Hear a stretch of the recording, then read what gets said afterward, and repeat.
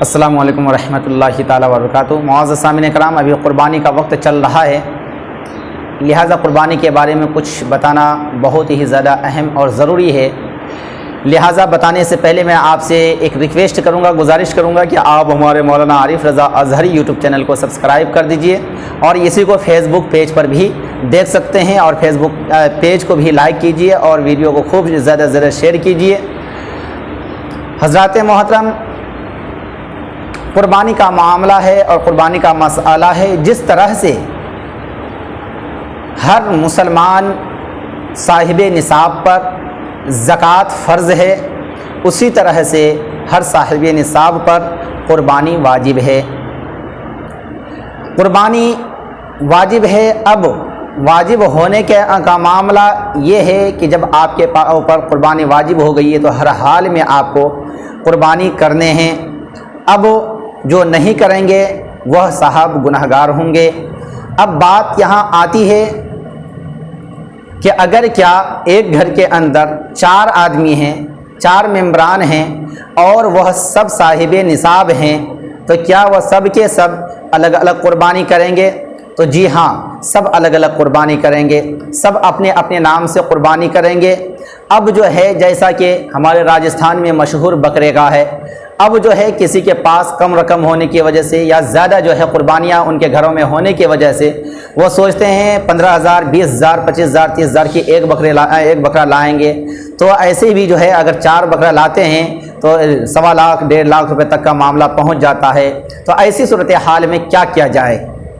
حضرات محترم، اسی لیے بڑے جانوروں کا بھی حصہ رکھا جاتا ہے، اور بڑے جانوروں میں 7 حصے ہوتے ہیں، پھر چاہے وہ گائے ہو، بیل ہو یا پھر بھینس ہو یا اس قسم کے اونٹ وغیرہ ہوں، یہ سب جو ہے اس طرح سے ہوتے ہیں۔ تو اگر آپ چاہتے ہیں کہ سبوں کا بھی ہو، واجب بھی ادا ہو جائے اور سستے میں نمٹنا چاہتے ہیں، تو آپ بکرا لینا چاہتے ہیں، ایک بکرا لے لیجئے جس کا چلنا پھرنا صحت وغیرہ سب تندرست ہو، مضبوط ہو، زیادہ سے زیادہ گوشت دینے والا ہو، ایسا بکرا لینا چاہیے۔ اور اس کے بعد جو ہے باقی حصہ چاہیں تو بکرا دوسرا کیجئے، یا نہیں تو پھر جو ہے بڑے جانوروں میں حصہ لے کر کے سبوں کا واجب کو ادا کروائیے اور کیجئے، یہ صحیح طریقہ ہے۔ اب بات آتی ہے کہ گوشت کا کتنا حصہ کرنا چاہیے؟ تو حضرات، گوشت کو 3 حصہ کرنا چاہیے۔ ایک حصہ اپنے گھر میں رکھنا چاہیے، دوسرا حصہ کو یتیم غریب مسکین میں تقسیم کرنا چاہیے، اور تیسرا حصہ دوست و احباب میں تقسیم کر دینا چاہیے۔ اس طرح سے جو ہے یہ گوشت کو مکمل طور پہ خرچ کرنا چاہیے، اور چاہیں تو پورے آپ صدقہ کر سکتے ہیں، پورا آپ بانٹ سکتے ہیں، چاہے تو پورے رکھ کر کے آپ جو ہے اپنی مصروفیات میں خرچ میں لے سکتے ہیں، اس میں کوئی حرج کی بات نہیں، مگر طریقہ یہ ہے کہ 3 حصہ کیا جائے۔ حضرات محترم، اب بات یہاں بہت اہم آتی ہے۔ وہ بات اہم کیا آتی ہے کہ بعض آدمی قربانی تو کرتے ہیں بڑے شوق سے، مگر وہ 3 حصہ بھی نہیں کرتے ہیں اور اس گوشت کو پورا خرچہ بھی نہیں کرتے ہیں۔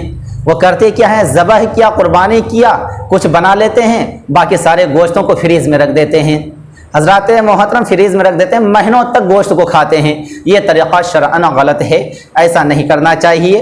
اگر آپ کو جو ہے کھانے کا شوق ہے، مارکیٹ سے منگوائیے، مگر جو جن کا حق ہے وہ حق ان کو پہنچائیے۔ یتیموں کا حق یا یتیموں غریبوں کا حق ان تک پہنچائیے، دوستوں احباب کا حق، رشتہ داروں کا حق ان تک پہنچائیے، اپنا حق آپ اپنے تک رکھیے۔ ایک تو آپ اپنا حصہ جو ہے حق کسی کو نہیں دینا چاہتے، اور کسی کا حق آپ کے اوپر ہے تو وہ بھی آپ ہضم کر جاتے ہیں، تو یہ طریقہ بالکل غلط ہے۔ لہٰذا میں آپ سے گزارش کرتا ہوں کہ ایسی چیزوں پہ زیادہ سے زیادہ خیال رکھا جائے، اور ان چیزوں پہ جو ہے بہت زیادہ توجہ کے ساتھ میں یہ جو ہے حق اور واجبات کو اچھی طرح سے یہ ادا کرنا چاہیے۔ السلام علیکم ورحمۃ اللہ تعالی وبرکاتہ۔